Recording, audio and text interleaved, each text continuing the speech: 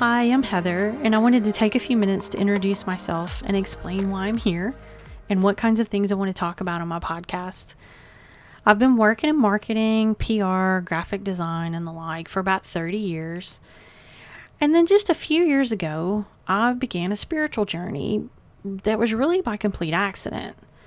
Now, I don't really believe in accidents. I think everything happens for a reason, and this one was no exception.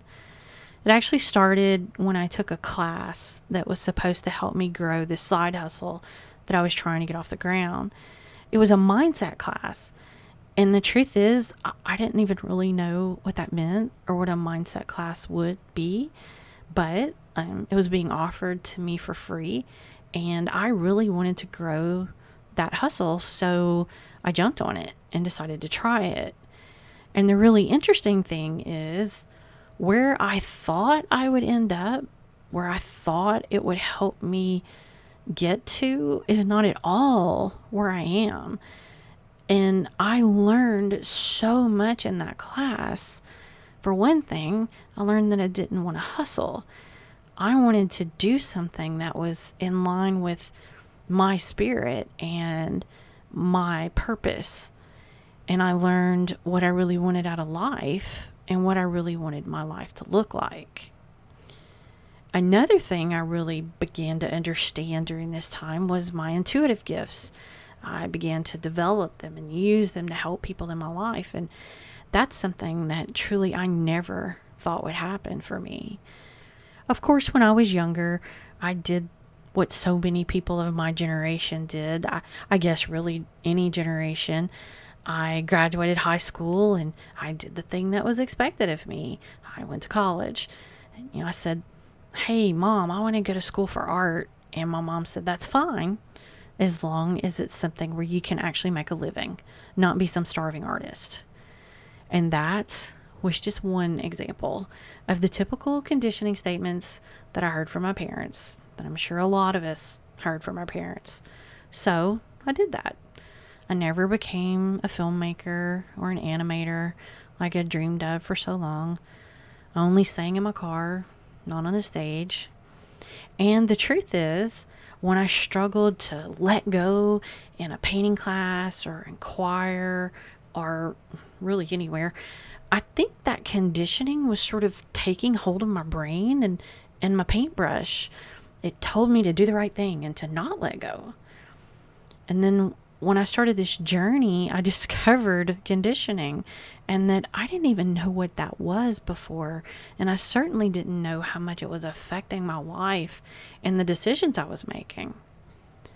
So, needless to say, I got the degree and I enjoyed it, but I didn't love it. I've done the corporate jobs that don't really fit how I'm wired. They're kind of difficult for me. I can't really focus very well. I tend to get bored. I tend to change jobs a lot.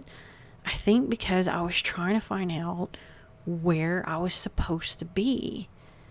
Now, don't get me wrong. When it comes to this marketing thing that I do every day, the truth is I'm good at it. And I actually really do enjoy it. And I think the reason why is I both like and need to be creative. I also both like and need to help people. And this allows me to do that.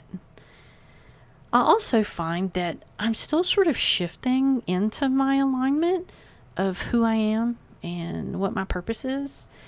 And I'm okay with that. I think it means I'm still growing. It feels like many of us spend our lives trying to understand why we don't fit the expectations of the people around us. And I guess for a lot of reasons, we never try to discover what our real fit in life is. But then something happens, causes a shift, and that makes you start your journey. See, I've taken a lot of classes and I've met a lot of people. And one thing I've noticed is the ones in the class that are on a spiritual journey always end up wanting to open a business because they find something they love and they want to just share it with the world, which is great. And the ones in the class that are there to help their business pretty much always end up on a spiritual journey. And here's why. Running a business on your own can be rewarding and freeing and fulfilling and all the ing words.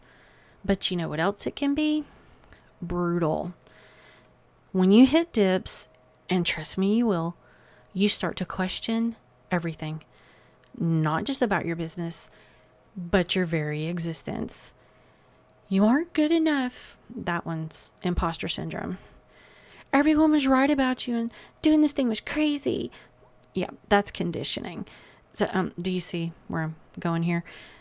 Working through those things, finding yourself and your inner strength, aligning with what's right for you and what truly makes you happy can play a vital role in your success in achieving all the ing words we just talked about.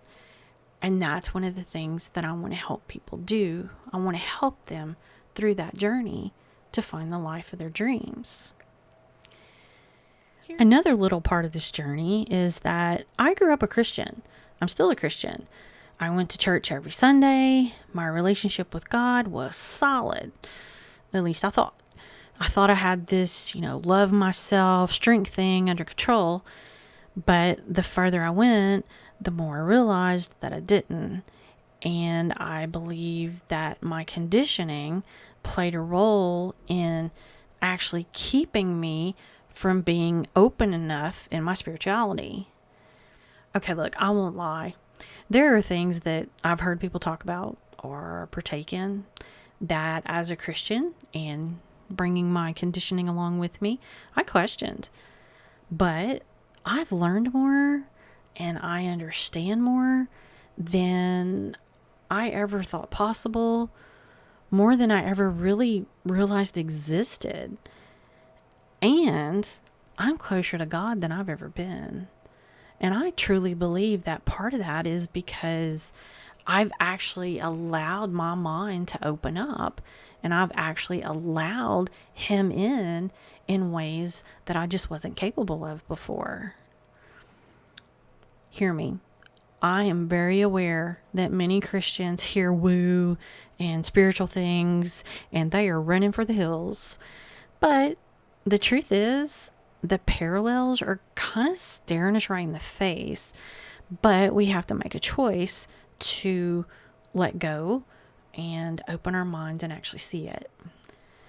So these are the things I want to talk about in my podcast. The myths, not just of spirituality and how we're not so different, but the myths of business. And with a little help, the next steps aren't as hard and overwhelming as they may seem. Most solopreneurs I've met need help, and not just in getting their head and their heart straight, but kind of how to do this business thing, finding your thing and figuring out how to plan it and market it. But business isn't just about marketing and branding and social media algorithms. It's understanding your true, authentic self and then showing up as that person, not the one you think you're supposed to be or you've been conditioned to be. So, we're going to explain some jargon, we're going to clear up misconceptions, and we're going to discover that we're all not so different. And you know what? No matter what your background is, we're here to bridge the gaps between what you think you know and what you think you don't. Oh, and one more thing. This name, Ballyhoo Bridge, my son actually suggested it. I sort of fell in love with it. So let me explain. Ballyhoo means extravagant publicity or fuss. A bridge is something intended to reconcile or to form a connection between two things. So, let's make a fuss and bridge some gaps. I hope you'll join us.